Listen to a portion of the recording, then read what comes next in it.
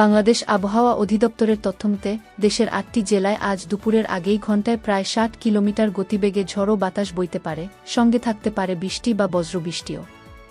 আজ শনিবার ১৮ই জুলাই ভোর ৫টা থেকে দুপুর ১টা পর্যন্ত দেশের অভ্যন্তরীণ নদীবন্দরগুলোর উদ্দেশ্যে জারি করা সতর্কবার্তায় এই পূর্বাভাস দেওয়া হয়েছে।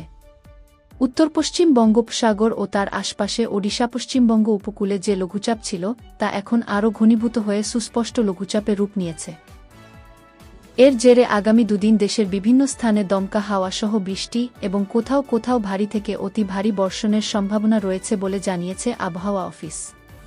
পূর্বাভাসে বলা হয়েছে খুলনা, বরিশাল, পটুয়াখালী, নোয়াখালী, কুমিল্লা, চট্টগ্রাম, কক্সবাজার ও সিলেট এলাকার উপর দিয়ে দক্ষিণ বা দক্ষিণ-পূর্ব দিক থেকে ঘণ্টায় ৪৫ থেকে ৬০ কিলোমিটার বেগে হঠাৎ দমকা বা ঝড়ো হাওয়া বয়ে যেতে পারে, সঙ্গে বৃষ্টি বা বজ্রবৃষ্টির আশঙ্কাও রয়েছে।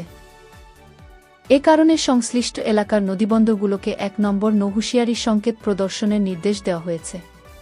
আবহাওয়া অধিদপ্তর জানিয়েছে বঙ্গোপসাগরে সৃষ্ট লঘুচাপটি আরও ঘনীভূত হতে পারে, যার প্রভাবে আগামী ৫ দিন দেশজুড়ে বৃষ্টি বা বজ্রবৃষ্টির পাশাপাশি কোথাও কোথাও ভারী বর্ষণ হতে পারে। আবহাওয়াবিদ ওমর ফারুক জানান, মৌসুমি বায়ুর বর্ধিত অক্ষরেখা ভারতের পাঞ্জাব, হরিয়ানা, উত্তরপ্রদেশ, বিহার এবং সুস্পষ্ট লঘুচাপের কেন্দ্র হয়ে বাংলাদেশের দক্ষিণাঞ্চল থেকে আসাম পর্যন্ত বিস্তৃত রয়েছে।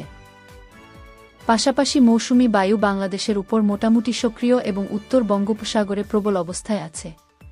আজ শুক্রবার সন্ধ্যা ৬টা থেকে পরবর্তী ২৪ ঘণ্টায় রংপুর, ময়মনসিংহ, খুলনা, বরিশাল, চট্টগ্রাম ও সিলেট বিভাগের অধিকাংশ স্থানে এবং রাজশাহী ও ঢাকা বিভাগের কিছু কিছু স্থানে বৃষ্টি বা বজ্রবৃষ্টি অব্যাহত থাকতে পারে।